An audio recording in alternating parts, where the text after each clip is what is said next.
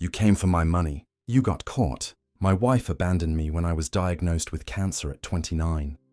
You're too expensive to save, she said.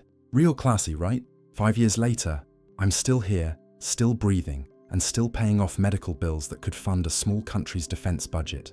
I'm Eli Carver, 34 years old, former auto mechanic turned part-time Uber driver. My hands still smell like motor oil, even though I haven't worked on an engine in months.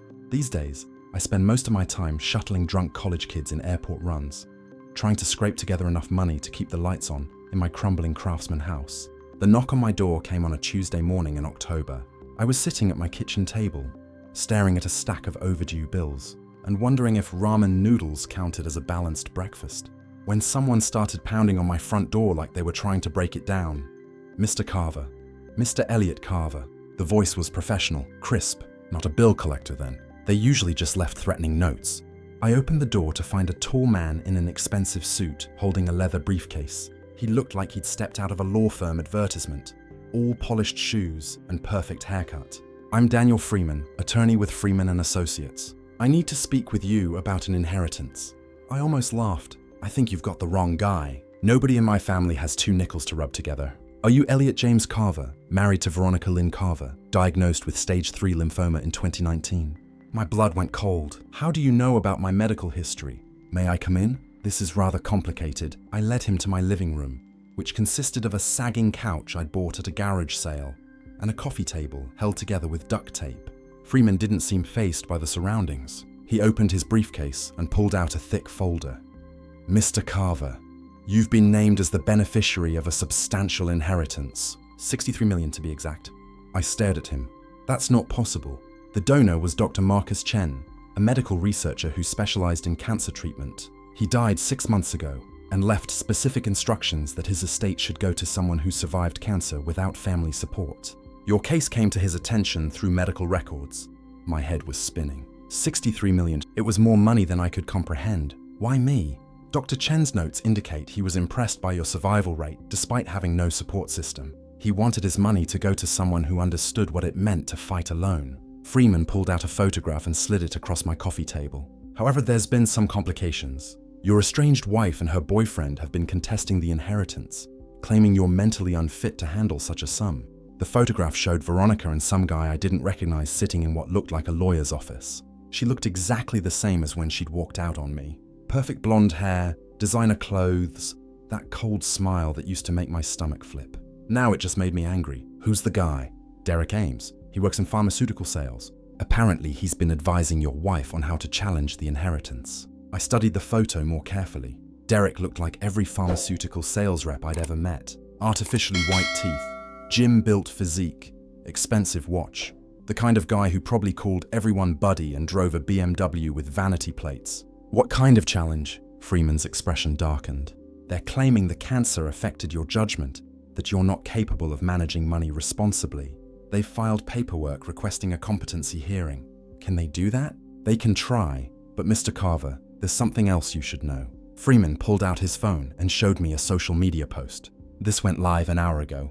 The post was from someone named Tiffany, and it showed a photo of me from 5 years ago when I was in the middle of chemotherapy. I looked skeletal, bald, barely alive.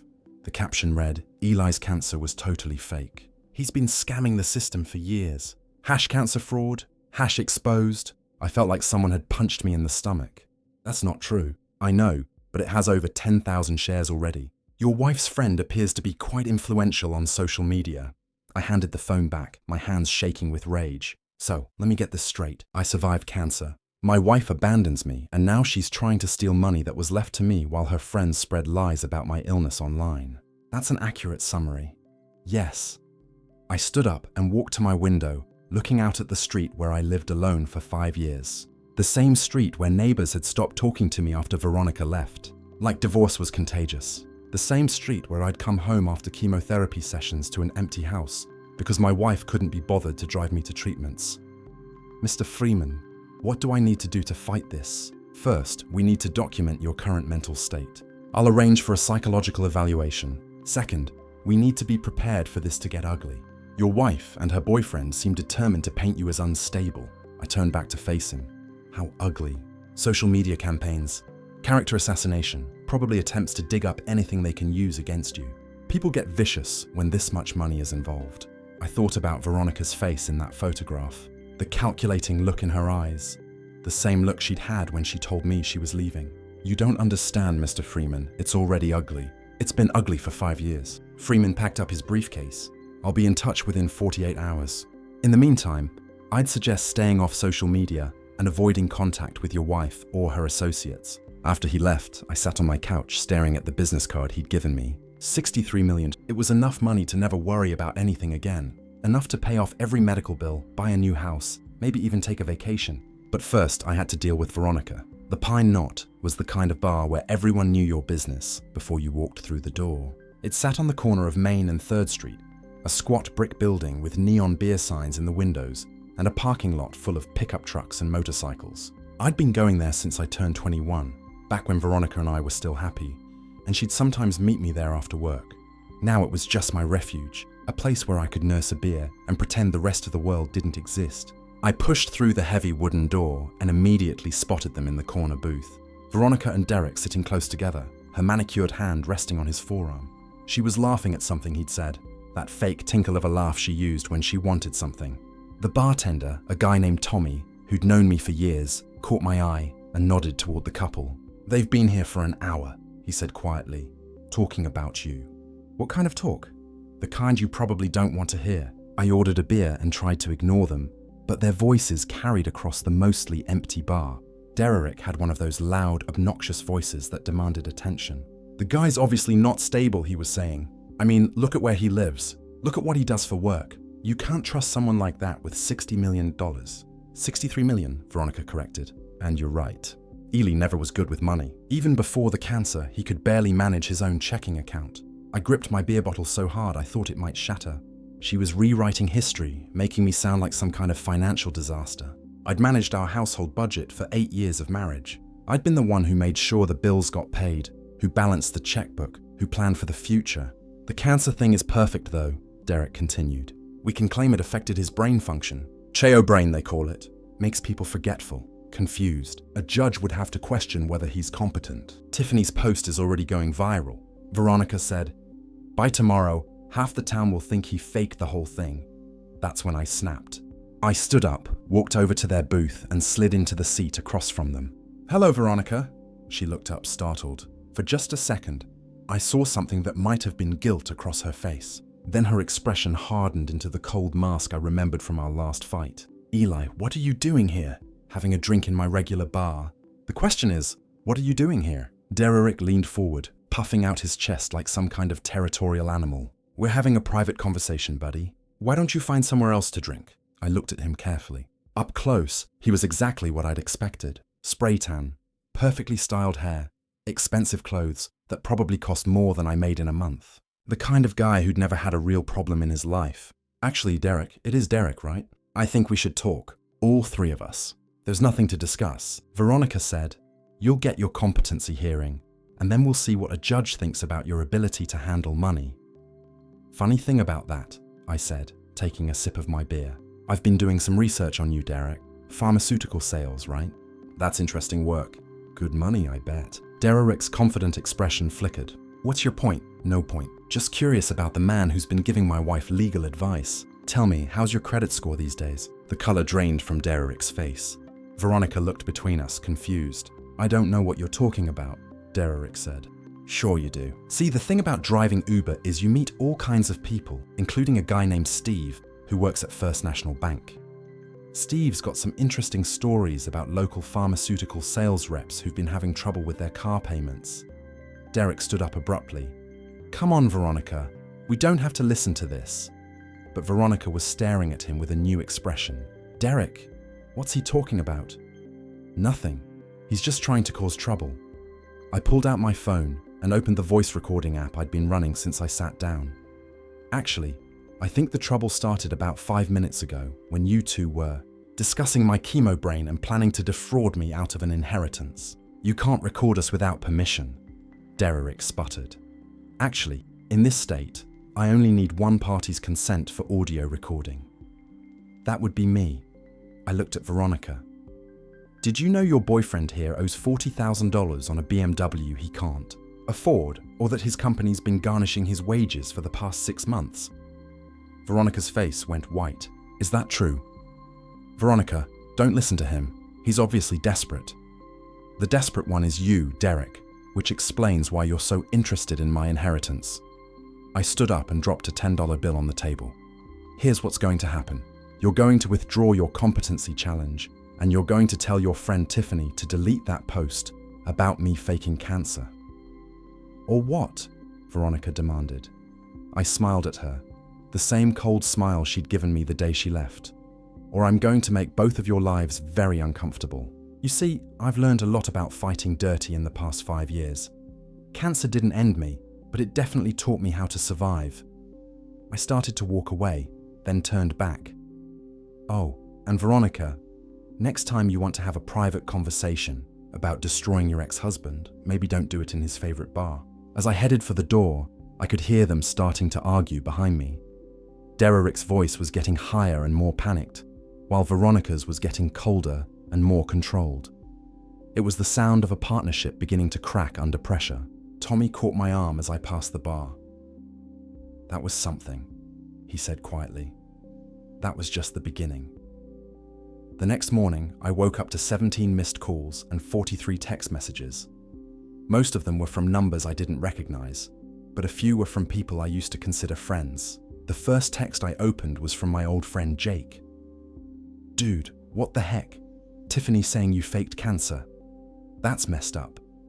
The second was from my cousin Marty. Saw the post. Want me to pay this Tiffany chick a visit? The third was from my former co-worker Paul. Always knew something was off about your whole cancer story. Too convenient. I deleted the messages without responding and drove to Freeman's office. He was waiting for me with a stack of newspapers and a laptop computer. It's gotten worse, he said, without preamble. The story's been picked up by 3 local news outlets, and 2 cancer advocacy groups are demanding an investigation into your medical records. Can they do that? Not legally, no. But they can make enough noise to influence public opinion, which could affect a judge's decision on the competency hearing. Freeman showed me the laptop screen. Tiffany's original post had been shared over 50,000 times. The comments section was a mix of outrage and support, with most people taking sides based on no information whatsoever. We need to fight back, Freeman said, but carefully. If we look like we're overreacting, it'll just fuel more speculation. What do you suggest? First, we document everything. I want copies of all your medical records, testimony from your doctors, proof of treatment. Second, we investigate them. If they're going to play dirty, we need to be prepared to do the same. I thought about Derek's panicked expression when I'd mentioned his financial problems. I might already have a head start on that. Freeman raised an eyebrow. Oh, Derek Ames isn't exactly the successful businessman he pretends to be, and I have a feeling there's more where that came from. What are you thinking? I'm thinking I'm going to do what I do best. I'm going to drive around town, listen to people talk, and learn things they don't want me to know. The beauty of being an Uber driver is that people treat you like you're invisible. They get in your car and immediately start talking on their phones or having conversations like you're not even there. In the past 5 years, I'd learned more secrets about my town than a priest or a therapist. That afternoon, I got a ride request from downtown. The pickup address was familiar. It was the building where Derek worked. When I pulled up, he was standing on the sidewalk talking animatedly on his phone. No, no, no, he was saying as he got into my back seat. You don't understand. This could be big money, life-changing money. He gave me an address in the wealthy part of town and immediately went back to his phone call. I adjusted my rearview mirror so I could see his face and started driving. Look, I know what we agreed, Derek continued, but circumstances have changed. This inheritance thing is real, and if we play it right, we could both come out ahead. I drove slowly, taking the longest route possible to his destination. She doesn't suspect anything, does she? Derek asked whoever was on the other end. Good, because if this works, we'll have enough money to disappear. Start over somewhere else. My blood ran cold. They weren't just trying to steal my inheritance. They were planning to run away with it. The competency hearing is scheduled for next week, Derek said. Her lawyer thinks we have a good shot, especially with all the social media attention. People are already convinced the guy's a fraud. I pulled into the driveway of an expensive-looking house, and Derek ended his call. As he got out of the car, I got a good look at the address. It was important to know where my enemies lived. "Thanks for the ride," Derek said, not even looking at me. "No problem," I replied. "Have a great day." As soon as he was inside the house, I called Freeman. "I need you to do something for me," I said. "I need you to find out who Derek Ames has been talking to about the inheritance case. And I need to know everything about a woman named Tiffany who's been spreading lies about me online. What did you find out? They're not just trying to take my money, they're planning to disappear with it." Freeman was quiet for a moment. "Eli, I have to ask, are you planning to do something illegal?" "No, but I am planning to do something effective." That evening, I drove to Veronica's townhouse. It was in one of those new developments where all the houses looked exactly the same with perfect lawns and two-car garages, very different from the neighborhood where we'd lived together with its old trees and character. I parked across the street and waited. At 8:30, Derek's BMW pulled into the driveway. At 9:15, a white Mercedes arrived. The driver was a young woman with platinum blonde hair and designer clothes. Tiffany, I assumed. I watched them through the large front windows as they sat around Veronica's dining room table with papers spread out in front of them. They were planning something, and I had a pretty good idea what it was. My phone buzzed with a text from Freeman. Found Tiffany's full name. Tiffany Walsh, 31, works as a social media influencer. Has 200K followers on Instagram. Also found something interesting about Derek. He's been married twice. Both ended in messy divorces involving financial disputes. I texted back, "What kind of financial disputes?" "The kind where he was accused of hiding assets and manipulating his wives into signing over property. Never convicted, but the pattern is clear." I stared at Veronica's house, watching my ex-wife laugh and gesture as she talked with her conspirators. She had no idea what kind of man she'd gotten involved with. Or maybe she did, and she just didn't care as long as she got what she wanted. Either way, she was about to learn that I wasn't the same broken man who'd let her walk away 5 years ago. Cancer had taught me how to fight for my life. Now I was going to fight for everything else. The competency hearing was scheduled for Thursday morning at the county courthouse. Freeman had prepared me for what to expect. Questions about my mental state, my financial history, my ability to make sound decisions. What he hadn't prepared me for was the circus waiting outside. Tiffany had organized a protest. About 30 people were standing on the courthouse steps holding signs that read "Cancer Fraud" and "Justice for Real Survivors." Local news crews were interviewing anyone willing to talk, and several cancer support groups had sent representatives to monitor the proceedings. "This is insane," I muttered as Freeman and I pushed through the crowd. "It's theater," Freeman replied. "Don't let it rattle you." Inside the courtroom, Veronica and Derek were sitting with their lawyer, a sharp-looking woman in an expensive suit.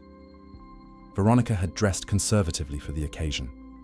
Navy blue dress, minimal jewelry, her hair pulled back in a professional style. She looked like the grieving ex-wife of a troubled man. Derek, on the other hand, looked nervous. He kept checking his phone and whispering urgently to their lawyer. Judge Patricia Morrison was a stern woman in her 60s who'd been on the bench for 20 years. She called the hearing to order and asked Veronica's lawyer to present their case. "Your Honor," the lawyer began, "we're here today because we have serious concerns about Mr. Carver's mental fitness to handle a substantial inheritance. The evidence shows a pattern of erratic behavior, financial irresponsibility, and possible fraud related to his claimed cancer diagnosis." For the next hour, they presented their case. They brought in a psychiatrist who'd never met me, but was willing to testify that chemotherapy could cause long-term cognitive impairment. They showed the judge printouts of Tiffany's social media posts and the thousands of comments from people who believed I was a fraud. Derek took the stand and painted a picture of me as an unstable, potentially dangerous man who'd threatened him and Veronica at the Pine Knot. He seemed paranoid, Derek testified. talking about recording conversations, making vague threats. It was honestly frightening. When it was our turn, Freeman methodically destroyed their arguments. He presented my complete medical records, including pathology reports, treatment schedules, and follow-up care documentation. He brought in Dr. Sarah Martinez, the oncologist who treated me, to testify about the reality of my diagnosis and treatment. Mr. Carver had stage 3 lymphoma, Dr. Martinez testified. His treatment included 6 months of intensive chemotherapy, followed by radiation therapy. I have photographs of his treatment sessions if the court would like to see them. Freeman also presented evidence of Derek's financial problems and his history of manipulating women for money. Your Honor, Freeman said, this isn't about Mr. Carver's competency. This is about greed. Mr. Ames has a documented history of targeting vulnerable women and manipulating them into questionable financial decisions. Mrs. Carver is simply his latest victim. Veronica's lawyer objected, but the damage was done. I could see doubt creeping into the judge's expression. Then Freeman played his ace. He presented the audio recording I'd made at the Pine Knot, where Derek and Veronica discussed my chemo brain and their plan to challenge the inheritance. This recording clearly shows that the petitioners are not acting out of concern for Mr. Carver's well-being, Freeman argued. They're acting out of greed and spite. Judge Morrison listened to the entire recording with a deepening frown. When it finished, she looked at Veronica and Derek with obvious disgust. Mrs. Carver, the judge said, do you have anything to say about this recording? Veronica stood up, her composure finally cracking. Your Honor, my ex-husband has been stalking and harassing us. He's clearly unstable. The fact that he secretly recorded us proves it. Actually, Judge Morrison replied, the fact that he recorded you proves he was being prudent. The recording is legal under state law, and it clearly shows that your concerns about his mental state are fabricated. The judge ruled in my favor, dismissing the competency challenge and ordering Veronica to pay my legal fees. As the gavel came down, I felt a surge of vindication that was almost overwhelming. But as we left the courthouse, I realized the victory felt hollow. Yes, I had won the legal battle, but the damage to my reputation was already done. Half the town still thought I was a fraud, and the other half thought I was crazy. Outside, the protesters had grown larger. Tiffany was giving an interview to a local news crew, claiming the judge had been bought off and promising to continue her investigation into my background. This isn't over, Veronica said as she passed me on the courthouse steps. People know what you really are now. You're right, I replied. This isn't over, but you have no idea what I really am. That night, I sat in my living room with a bottle of beer and thought about everything that had happened. I'd won the inheritance, but I'd lost something else in the process. My privacy, my reputation, maybe even my sense of who I was. For 5 years, I'd been the victim, the abandoned husband, the cancer survivor, the guy everyone felt sorry for. Now I was something else, the rich man everyone resented. But maybe that was okay. Maybe it was time to stop being the victim and start being something else entirely.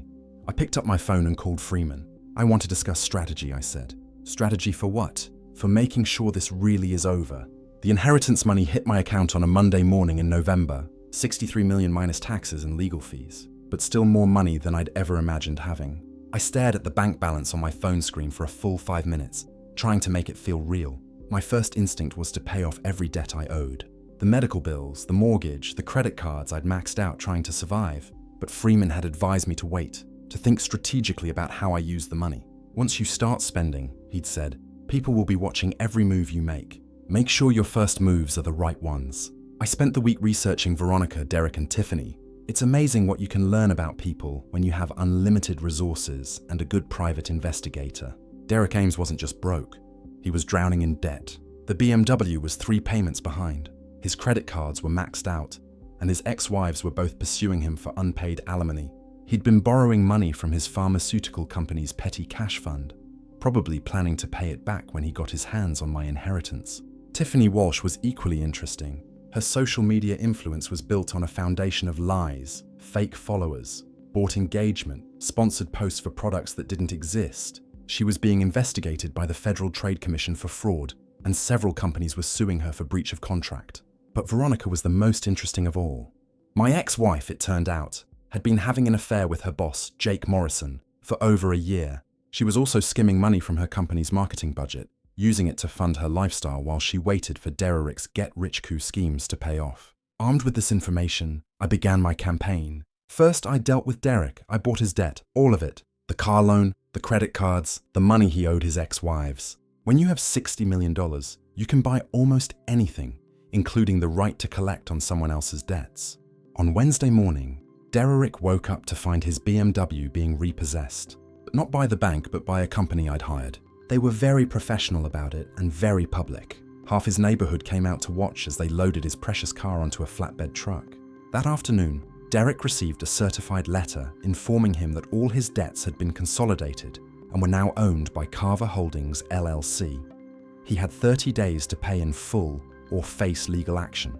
Derek called me that evening, his voice shaking with rage and panic. "What the heck do you think you're doing?" "I'm collecting on legally purchased debt," I replied calmly. "Nothing illegal about it. You can't do this." "Actually, I can't. I have excellent lawyers who've made sure everything is completely legal." "You owe me $230,000, Derek. When can I expect payment?" The line went quiet for a long moment. "You know, I don't have that kind of money."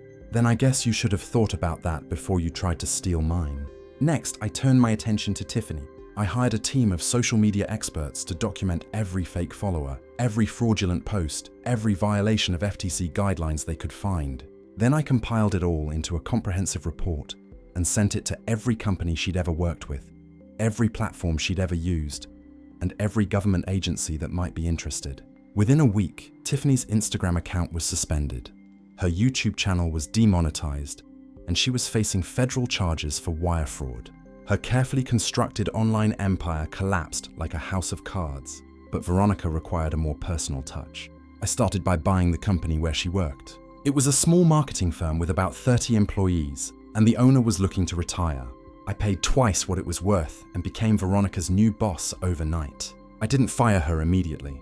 That would have been too obvious, too crude. Instead, I made her life systematically miserable. I moved her office to the basement. I assigned her the most boring, tedious projects I could find. I hired an efficiency expert to monitor her work and report every mistake, every late arrival, every long lunch. Most importantly, I made sure she knew that I knew about her affair with Jake Morrison and her embezzlement from the marketing budget. "We need to talk," I said, calling her into my new office on her first day under my ownership. Veronica sat across from my desk, looking like she wanted to be anywhere else in the world. She'd lost weight since the courthouse hearing, and there were dark circles under her eyes. "This is harassment," she said. "This is business. You're an employee of my company now, and I expect you to follow company policies. That includes not stealing from the marketing budget and not having affairs with married clients." Her face went white. "I don't know what you're talking about." I slid a folder across the desk. Bank records, hotel receipts, email correspondence. Should I continue? Veronica opened the folder and flipped through the documents. Her hands were shaking.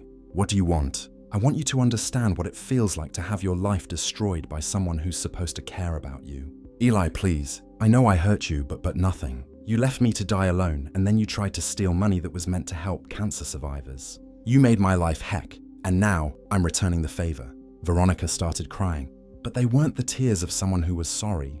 They were the tears of someone who'd been caught. "I'll quit," she said. "No, you won't. You'll stay and you'll do your job, and you'll think about what you've done every single day. Because if you quit, I'll make sure everyone in town knows about your affair and your embezzlement. Jake Morrison will lose his job, his wife will divorce him, and you'll never work in marketing again." She left my office without another word. The final piece of my revenge came together a month later. Derek, facing bankruptcy and potential criminal charges, had become desperate.